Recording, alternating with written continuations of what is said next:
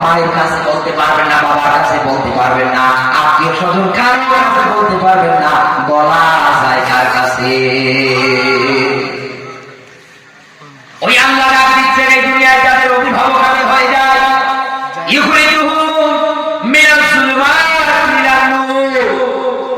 আল্লাহ যাদের অভিভাবক, আমার আল্লাহ তাদেরকে জুলুমাতের পথ থেকে আলোর দিকে নিয়ে যায়। ও বন্ধু, এই জায়গার মধ্যে জুলুমাত মানে মানুষের তৈরি করা যত নিয়ম নীতি আছে, মানুষের তৈরি করা যত নিয়ম নীতি আছে, সব নিয়ম নীতির হাত থেকে বাঁচিয়ে ওই মানুষটাকে আমার আল্লাহ নূর মানে আলো, জান্নাতের দিকে আমার আল্লাহ তাকে পথ দেখায়। এই দুনিয়ার ময়দানে যারা এগুলো করে না, দিনের দেওয়া দিতে দিতে দিতে দিতে তারপর দিনের মধ্যে যারা ফিরে আসে না, আমার আল্লাহ তাদের ব্যাপারে ব্যাখ্যা দিচ্ছেন, ওয়াল্লাযীনা কাফারু আউলিয়াহুমুত তাগুত ইউখরিজুনাহুম মিনান নূরি ইলাল যুলুমাত। সূরা বাকারা 257 নম্বর নোট করেন। আল্লাহ পাক বলেন এই দুনিয়ায় যাদের অভিভাবক হয়ে যায় কাফের, এই দুনিয়ার ময়দানে যাদের অভিভাবক হয়ে যায় শয়তান, এই দুনিয়ার ময়দানে যাদের অভিভাবক হয়ে যায় তাগুত, এই দুনিয়ার ময়দানে যারা তাগুতের পথে লড়াই করে সংগ্রাম করে, এক কথায় দুনিয়া যারা তাগুতের পথটাকে মেনে নেয়, তাগুতের একটা অর্থ বলছি কান খাড়া করবেন, তাগুত মানে শয়তান, মানুষের তৈরি করা নিয়ম নীতি যত কিছু আছে সবগুলো তাগুত। আল্লাহ পাক বলেন এই দুনিয়ায় যারা এগুলো মেনে নেয়, আমি আল্লাহ পাক তাদেরকে নূরের পথ থেকে, আলোর পথ থেকে বের করে জুলুমাতের দিকে নিয়ে যায়। ও ভারতবাসী, আমি আপনাকে কোরআন দিয়ে ডাকছি, ডাকার পরে যদি আপনি কোরআনের পথে সঠিক জ্ঞান অর্জন করে ফিরে আসতে না পারে, আমার আল্লাহ বলছেন বান্দা শোন, তুই তো তাগুতের পথ আঁকড়ে ধরে আছিস, আরে তাগুতের পথ আঁকড়ে ধরার কারণে আমি আল্লাহ তোকে নূরের পথ থেকে, জান্নাতের পথ থেকে, হিদায়াতের পথ থেকে আমি আল্লাহ তোকে বের করে নিয়ে গিয়ে জুলুমাতের পথে দিকে আমি আল্লাহ তোকে নিয়ে যাব। তামাম দুনিয়ার যুব সমাজগুলো আজ নষ্ট, তামাম দুনিয়ার যুবতী মেয়েগুলো আজ নষ্ট। কারণ কি? ইন্না জাহান্নামা কানাত মিরসাদা, জাহান্নাম একটা ফাঁদ, এই ফাঁদের মধ্যে তারা পা দেয় কোন দিক দিয়ে? ইন্নামাল খামরু ওয়াল মাইসির, মদ খাওয়া হারাম। এদেশের কত মুসলমানের সন্তানের আজকে মদ খায়।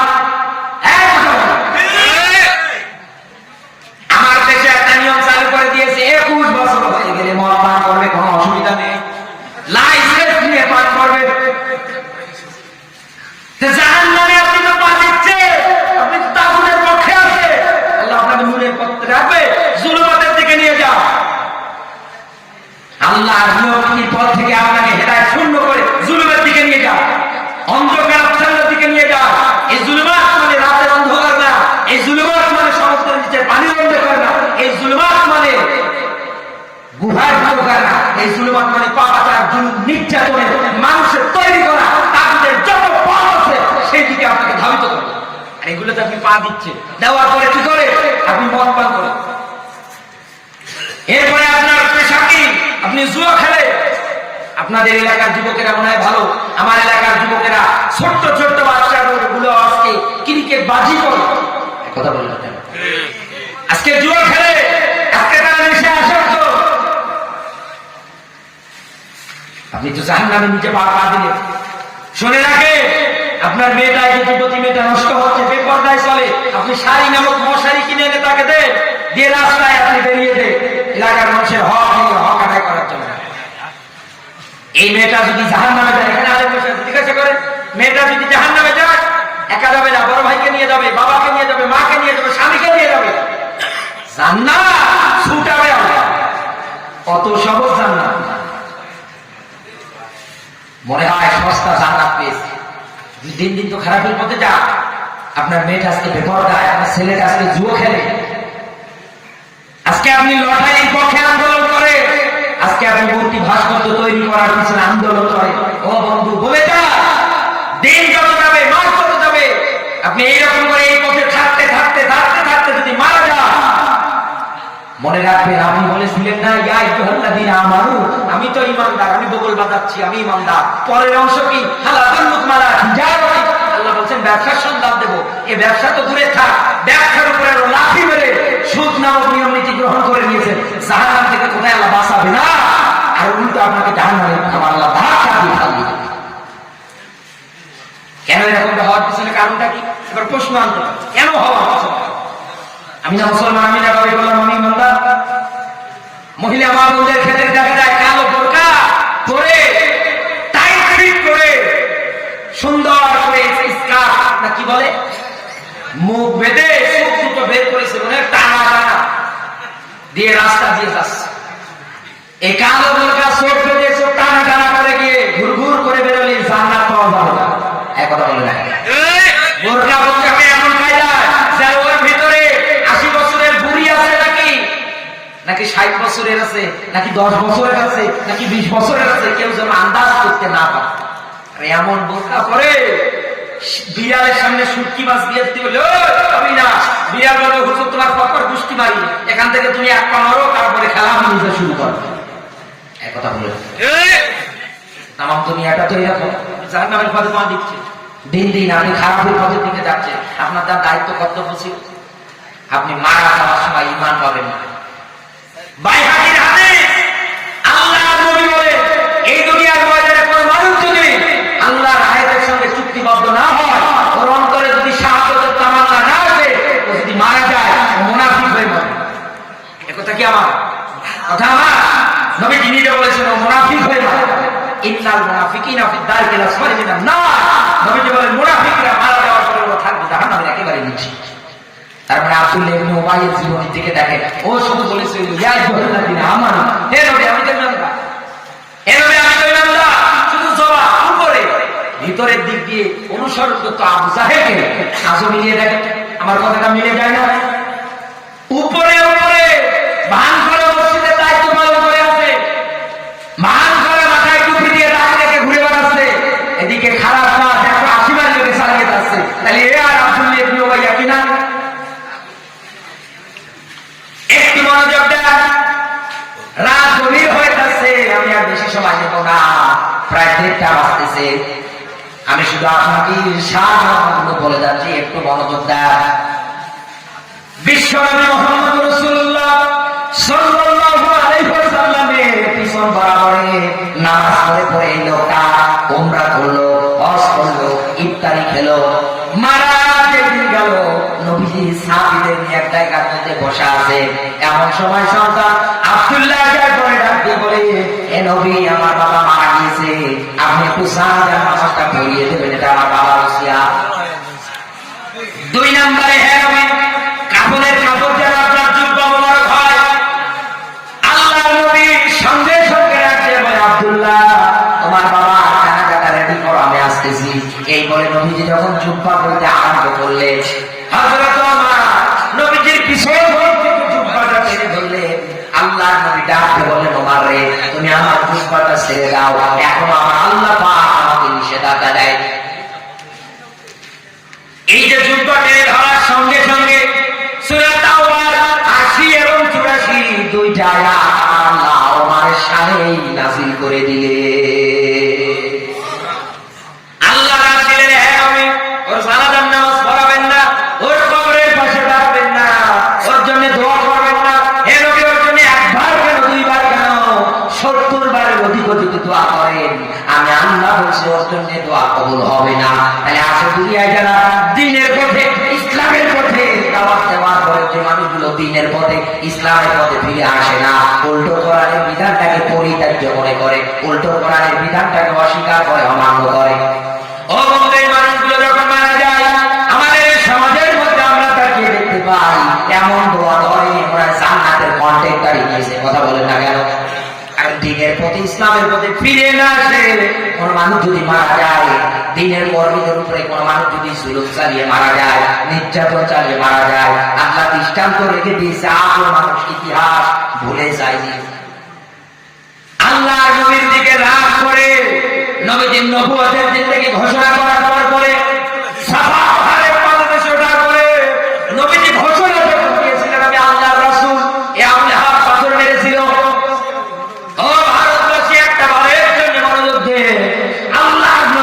পাথর শরীরের মধ্যে লেগেছিল, কেউ বলে সিল লেগেছিল, কেউ বলে লাগেনি।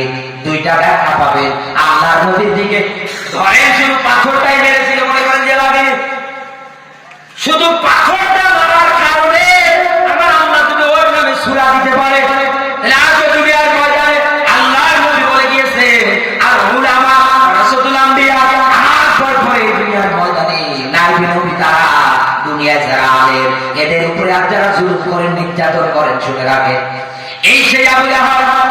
ইতিহাসের মধ্যে তার মরণটা এমন ভাবে হয়েছে, এই লোকটা এমন ভাবে তার শরীরের মধ্যে প্লেগ রোগ দেখা দিল, শ্বাসের রোগ, যার কাছে যায় তারই হয়। কি করবে? সন্তান আদি তাকে বাড়ি থেকে বের করে জঙ্গলের মধ্যে ফাঁদি আসলো। ওই জায়গার মধ্যে কুকুর, শিয়াল, হিংস্র যত প্রাণী আছে ছিঁড়ে ছিঁড়ে তার শরীর থেকে বস্ত্রগুলো খেয়ে ফেলেছে। একটা বারের জন্য মনে রাখেন, একটা বারের জন্য মনে রাখে, এই জায়গার মধ্যে যারা মসজিদের খতিব আছেন, মসজিদের যারা দায়িত্ব পালন করেন, মুসল্লি সোজা হবে না, নিজে সোজা করবেন। আপনাকে গালি দেয়, আপনার কাজ সহ্য করতে পারে না, আপনি দিনের পরে ইসলামের পরে চলতে পারেন, আপনি দিন বিজয়ের আন্দোলন করেন, এইটার জন্য যদি সহ্য করতে না পারে, ওকে চিহ্নিত করে খাতা কলমে নামটা লিখে রাখেন। ও বন্ধু মনে রাখেন, জন্ম যেহেতু একবার হয়েছে, মরণের তারিখটাও কিন্তু আমার আল্লাহ নির্ধারণ করে দিয়েছে। আল্লাহ দি খলাকল মাউতা ওয়াল হায়াতা। এখানে যারা আলেম বসে আছেন জিজ্ঞাসা করে দেখেন, আয়াতের শুরুতে হওয়ার কথা ছিল কি আল্লাহ দি খলাকল হায়াতা না দিয়ে মাউতা দিলেন কেন? তার মানে আমার আল্লাহ জানাতে চাই, এ বান্দা শোন, এই দুনিয়ার ময়দানে তোকে মরা লাগবে। ওই ইমাম সাহেব জায়গার মধ্যে যারা আছে লিখে না, আমার এই কথাটা মুখস্থ করে না, আপনাকে গালি দেয়, আপনার সঙ্গে খারাপ আচরণ করে, আপনারে দেখতে পারে না। যেই দিন এই লোকটা মারা যাবে, কিসের দোয়া, কিসের কি লাশ সামনে, পিছনে তো সবাই দাঁড়িয়ে যাবে, আপনি ইমামতি করবেন গান নামাজের, কোন দোয়া গালা নেই, যত গালি দেওয়া দরকার সব দিয়ে দেবে।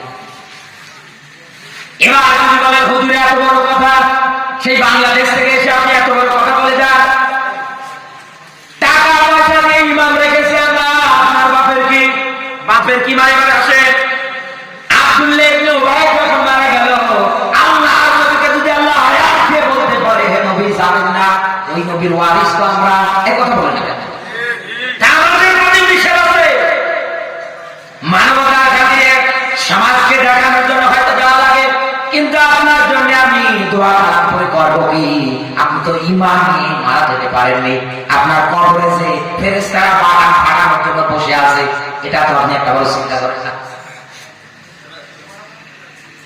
কি করবো বলেন? আমি আপনার জন্য দোয়া কালাম করে কি করবো? আব্দুল্লাহ ইবনে উবাইকে তাহলে মাফ করা লাগবে, তাহলে আপনার মাফ হবে, এই কথা বলেন না কেন? আবু লাহাবকে তাহলে মাফ করা লাগবে, তাহলে আপনার মাফ হবে। আবু জাহেলকে তাহলে মাফ করা লাগবে, তাহলে আপনার মাফ হবে, কারণ ওরা যা করেছে আপনি মনে করেন। সূরা ফুরকানের 30 নম্বর আয়াত একটু খেয়াল করেন। কিয়ামতের ময়দানে কর্তৃত্ব, নেতৃত্ব, নেতাগিরি, পাওয়ার, সরকার, বলেন না কেন? সরকার সূরা ইনফিতরের একটা শেষের আয়াত শুধু এক্সাম্পল দেওয়ার জন্য আল্লাহ পাক বলেন, ইয়াওমা লা তামলিকু নাফসুন লিনাফসিন শাইআ ওয়াল আমরু ইয়াওমাইযিন লিল্লাহ। কিয়ামতের ময়দানে কর্তৃত্ব, নেতৃত্ব যা আছে সরকার, আল্লাহ পাক বলেন আমি যাকে সুপারিশ করার অনুমতি দেব শুধু তারা, এবার আর কারো কোনো পাওয়ারগিরি, নেতাগিরি কিছু চলবে না। তো ওই ময়দানে কারো যদি পাওয়ারগিরি, নেতাগিরি কোনো কিছু না চলে, সূরা ফুরকানের 30 নম্বর আয়াত আমল করে। এই দুনিয়ার ময়দানে যারা কোরআনটাকে পরিত্যাজ্য মনে করে, ভালো করে বোঝেন, এই যে কোরআন কারীম বিসমিল্লাহর বা থেকে নিয়ে সূরা ইয়াসিন পর্যন্ত আপনাকে মানা লাগবে, ফরজ বিধান। কোরআনের বিধান মানা ফরজ, নফল না, সুন্নাত না। কোরআনের বিধান মানে কি? ফরজ। এই কোরআনের বিধান আপনি বিসমিল্লাহর বা থেকে শুরু করে সূরা ইয়াসিন পর্যন্ত মানা আপনার উপরে ফরজ ছিল, আপনি মানলেন না, ডিনাই করলেন, অহংকার করলেন, পরিত্যাজ্য মনে করলেন, অযথা হিসাবে মনে করলেন। অকলা রাসূল ইয়া রাব্বি আনখারা করে কিয়ামতের ময়দানে নোটিশ দিবা, নিজে মামলা দেবে। আচ্ছা বলে কিয়ামতের ময়দানে আল্লাহ পাক বলেন আমি যাকে সুপারিশ করার অনুমতি দেব শুধু তার। তাহলে নবীজিকে আল্লাহ অবশ্যই অনুমতি দেবে, এক কথা বলে দেখা, অনুমতি দেবে না? দেবে না? দেবে না? নবীজি আমরা এমন নবী পেয়েছি। আর রাহিকুল মাকতুমের বর্ণনায় পড়েছি আমি, আল্লাহ নবী 3 দিন ধরে কোনো খোঁজ নেই। সাহাবীরা কান্না করতে করতে মাটিতে লুটে পড়ে যায়। হযরত ওমর তরবারি নিয়ে বের হয়ে বলছে, কে বলছে নবীজি দুনিয়ায় নেই? কে বলছে নবীজি নেই? যে আমার সামনে এসে বলবো ওকে এক মুঠো ঘা করে কল্লা নামিয়ে ফেলবো। চতুর্দিকে খুঁজতেছে আল্লাহ নবীজি। আল্লাহর নবী আমার পাহাড়গুলোর পাদদেশে যাওয়ার পরে বিশ্ব নবী মুহাম্মদুর রাসূলুল্লাহ সাল্লাল্লাহু আলাইহি ওয়াসাল্লাম সিজদায় পড়ে যাচ্ছেন, হাওয়া হাওয়া করে কাছে আর দোয়া করছে উম্মতের জন্য। রাখালেরা তাদের পশু পাখিগুলোকে মরুভূমির মধ্যে ঘাস খাওয়ানোর জন্য চড়ানোর জন্য নিয়ে এসেছিল। আসার পরে আর বাড়ি ফিরতে পারে না। রাখালের ওই পশুগুলো নবীজির দিকে তাকায়, হাওয়াও হাওয়াও করে চোখ থেকে অশ্রু ঝরায়। রাখালগুলো যেহেতু ছিল বেঈমান ছিল, তারা ঈমানদার ছিল না। যেহেতু তারা ওই সময়ের মধ্যে ঈমান আনেনি, তারা ছিল বেঈমান, তারা ছিল কাফের, তারা ছিল মুশরিক। এই জন্য তারা ওই জায়গার মধ্যে এত জোরে জোরে এই ছাগলগুলোকে বকরিগুলোকে এত জোরে জোরে পেটায়, 100 পরিমাণের সামনেও এগিয়ে নিজে নিয়ে যেতে পারে না। শুধু আল্লাহ নবী সিজদায় পড়ে আছে, দেখে আর কান্না করে, ওরা তো নবী চেনে না। বিশ্ব নবী মুহাম্মদুর রাসূলুল্লাহ সাল্লাল্লাহু আলাইহি ওয়াসাল্লাম সিজদায় পড়ে আছেন। হযরত আবু বকর মরুভূমির পথ দিয়ে খুঁজতে খুঁজতে খুঁজতে খুঁজতে এসে তাকিয়ে দেখছেন একদল রাখাল বকরিগুলো নিয়ে মহা যন্ত্রণায় এত জোরে রশি টানছে, একটা বকরি একটা পা কদম নড়াচ্ছে না। হযরত আবু বকরকে দেখার পরে ডাকতে বলেন, এই যে শোনেন, এই যে পাহাড়ের পাদদেশের মধ্যে একটা লোক সিজদায় পড়ে আছে, চোখ দিয়ে পানি ঝরাচ্ছে, বলছে উম্মতি উম্মতি উম্মত উম্মত বলে কান্না করতেছে। এই লোকটা 3 দিন হয়ে গেল আমরা ওই জায়গায় পড়ে আছি, একটা বাড়ির জন্য বকরিগুলোকে আমরা বাড়ি নিয়ে যেতে পারি না। তুমি যদি তাকে চেনো তার কাছে চলে যাও, যাওয়ার পর পরে বকরিগুলোকে আমরা বাড়ি নিয়ে যেতে পারবো। তুমিও যদি তাকে চেনো তাহলে বাড়ি নিয়ে যাও, তুমিও বাঁচবে আমিও বাঁচি। হযরত আবু বকর একবারে বুঝতে পারলেন এটা আমার নবী ছাড়া আর কেউ হবে না। হযরত আবু বকর নবীজির কাছে গেলেন, ডাক দিয়ে বললেন, হে নবী আপনি সিজদা থেকে মাথা উঠান, আপনার উম্মতের জন্য আর কান্না করা লাগবে না। আমি আবু বকর বলছি, ইসলাম গ্রহণ করার পর থেকে শুরু করে আজ পর্যন্ত যতটুকু নাম নেক আমল করেছি, মরণ যেদিন আমার আসবে মরণের আগ পর্যন্ত যত নেক আমল করবো, এ নবী বললাম আপনার গুনাহগার উম্মত যারা হবে তাদের জন্য আমি আমার এই নেকিগুলো সবগুলো কোরবানি দিয়ে দিলাম। নবী মাথাটা উঠান, আপনি চলেন বাড়ির দিকে। হাসান হোসাইন মাটিতে গড়াগড়ি দিচ্ছে, ফাতেমাতুজ জোহরা কান্না করছে, যাকে না দেখলে আপনি থাকতে পারেন না। আল্লাহর নবী আমার এর পরেও মাথা উঠায় না। হযরত আবু বকর চিন্তা করলেন, দেখি তো আমি ওমরের কাছে খবর দেই। হযরত ওমর আসার পরে ডাকতে বলেন, হে নবী 26 বছর বয়সে তরবারি নিয়ে আপনাকে মারার জন্য আমি গিয়েছিলাম। কোরআনের আয়াত শোনার পর পরে আমি হেদায়েত প্রাপ্ত হয়ে গিয়েছি। হে নবী ওই তখন থেকে নিয়ে শুরু করে মরার আগ পর্যন্ত যত নেক আমল করব সব আপনার গুনাহগার উম্মত যারা হবে তাদেরকে আমি দিয়ে দিলাম। আল্লাহর নবীর পরেও মাথা উঠায় না। হযরত ওসমান, হযরত আলী সব সাহাবীদের যেই কথা বলে, ফাতেমাতুজ জোহরা শের করে ডাক দিয়ে বললেন, বাবা আমার জীবনের নেকিগুলো আমি দিয়ে দিলাম, আপনি মাথাটা উঠান তো। তারপরেও নবীজি মাথা উঠায় না। হযরত হাসান হোসাইনের ব্যাপারে এবার ফাতেমাতুজ জোহরা ডাক দিয়ে বলে, বাবা গো আমাকে আল্লাহ যে 2টা সন্তান দিয়েছে, এই 2টা সন্তানকে আপনার গুনাহগার উম্মতের জন্য, নাজাতের জন্য, জান্নাত থেকে বাঁচিয়ে জান্নাতে নিয়ে যাওয়ার জন্য আমি বলছি, হে বাবা আমার এই 2টা সন্তানকে আল্লাহর রাস্তায় আমি কুরবানি দিয়ে দিলাম।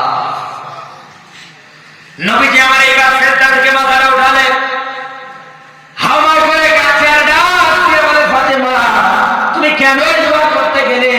একদিন দেখবে আমার এই উম্মতগুলো এই দুই ভাইকে দুনিয়ার থেকে বিদায় করে দেবে।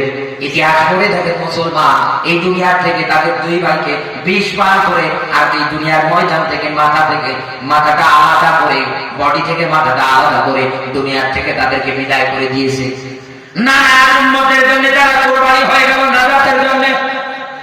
এই নবী আপনাকে নিয়ে টেনশন করে আমার কোরআনের আয়াত দিয়ে বলে ওয়াকালাল্লাযিনা কাফারু ইলা আখির আয়াত। সূরা ফুরকানের 30 নম্বর আয়াতে আমার আল্লাহ ডাক দিচ্ছে ওয়াকালা রাসূল, ওই দিন নবীজি বলবেন আল্লাহ আমার উম্মতের মধ্যে যারা কোরআনটাকে পরিত্যাজ্য মনে করেছিল, কোরআনটাকে যারা অহিত মনে করেছিল, কোরআনটাকে দুনিয়ায় যারা মানেনি, আল্লাহকে ওই দিন ডাক দিয়ে বলবে আল্লাহ এদেরকে আমি নিজে মামলা দিলাম। তাফসীরে যারা তাফসীর লিখেছেন তারা ব্যাখ্যা দিয়েছে 4 প্রকার মানুষের। এক নম্বরে কিয়ামতের ময়দানে নবীজির মামলার আসামি তো তারা এই দুনিয়ায় যারা আল্লাহর নাযিলকৃত বিধান নাযিলকৃত কিতাব পাওয়ার পরে দুনিয়ায় যারা সমাজ চালায় না, এই দুনিয়ায় যারা রাজনীতি করে না, এই দুনিয়ায় যারা অর্থনীতি করে না, জন্ম থেকে শুরু করে মরার পর্যন্ত প্রত্যেকটা সেক্টরে যারা কোরআনের বিধানগুলো মানে না, আমার আল্লাহর নবী বলেন তাদের বিরুদ্ধে আমি প্রথম নাম্বার মামলা দায়ের করব। তারা যদি ন্যায়পরায়ণ শাসক না হতে পারে, এই শাসকেরাও যদি কোরআনের কারিমটাকে পরিত্যাজ্য মনে করে, অহিত মনে করে, কিয়ামতের ময়দানে আমি আল্লাহর বিরুদ্ধে মামলা দেব। নবীজি মামলা দিচ্ছেন যে নবী কাছে আপনার জন্য। 2 নম্বরে মামলা দেবে মা বাবা যারা বসে আছে এই জায়গার মধ্যে, মা বাবা যারা বসে আছেন একটু অ্যাক্টিভ হন। আল্লাহর নবী বলে সন্তান জন্মগ্রহণ করার পরে তাকে দ্বীনের ইলম শিক্ষা দাও, তার সুন্দর একটা নাম রেখে দাও, তার আকীকা করো। মেয়ে যদি হয় বয়স যত হবে তাকে পর্দার জ্ঞান শিক্ষা দাও। এতে করে করে করে আস্তে আস্তে যখন বড় হয়ে যাবে, বিয়ে দেওয়ার যখন উপযুক্ত হয়ে যাবে, যোগ্য একটা ছেলে থেকে এই মেয়েটাকে হাতে উঠিয়ে দাও। আল্লাহ নবীর হাদিস মানতে দূরে থাক, উল্টো নিজেরা হাদিস বানিয়েছে কি যার টাকা আছে তার হাতে মেয়ে দেয়। মাথায় একটা সুলনে ওই যে টাকা আছে মানুষ আছে মেয়ে তুলে দেয়। 3 মাস 6 মাস সংসার করার পরে আর সংসার দেখছে না কেন? শেষ পর্যন্ত মেয়েটা এই লাইনে গিয়ে জীবন দেওয়ার জন্যে। বন্ধু কোরআনের আয়াত যখন যে জায়গা আপনি মানবেন না, ওই জায়গায় আমার আল্লাহ ভয়ঙ্কর শাস্তির ব্যাপারে আল্লাহ নিজে ব্যাখ্যা দিচ্ছেন। 3 নম্বরে এই দুনিয়ার ময়দানে যত শিক্ষা প্রতিষ্ঠান আছে, আর এই শিক্ষা প্রতিষ্ঠানগুলো চালানোর ক্ষেত্রে যারা ম্যানেজিং কমিটির মধ্যে আছে, এই কমিটির মধ্যে থেকে দুনিয়া যারা কোরআনে কারিমের বিধানটাকে পড়াশোনার ক্ষেত্রে কম্পিউটার জারি করে দেয় না, সাবজেক্ট আকারে যারা কোরআন থেকে দূরে সরে যায়, বাচ্চারা যারা কোরআন পড়তে পারে না, ওয়ালাউ আন্না আহলাল কুরআমানু ওয়াত্তাকাউ লাফাতাহনা আলাইহিম বারাকাতিম মিনাস সামাই ওয়াল আরদ। বলেন আল্লাহু আকবার।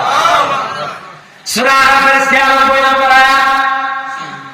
এই দুনিয়ার ময়দানে আপনি যদি 1 থেকে শুরু করে মাস্টার পর্যন্ত কোরআনের জ্ঞানটাকে কম্পিউটারি করে দিতে পারতেন, এই দেশের কোন ছাত্ররা কোনদিন পড়াশোনা করার পর বেকার থাকতো না। এক কথা বলতে অবশ্যই অবশ্যই চাকরি পেত, কারণ মালিক বলে এই দুনিয়ার ময়দানে যারা ঈমান আনবে, আনার পর এই দুনিয়ার ময়দানে যারা ভয় করবে, এখানে পুরো বলতে গ্রাম জনপদ শহর, সেই শহরে সেই গ্রামের সেই জনপদের মানুষগুলো ঈমান আনবে, আনার পরে ভয় ভীতি অবলম্বন করবে। লাফাতাহনা আলাইহিম বারাকাতিম মিনাস সামা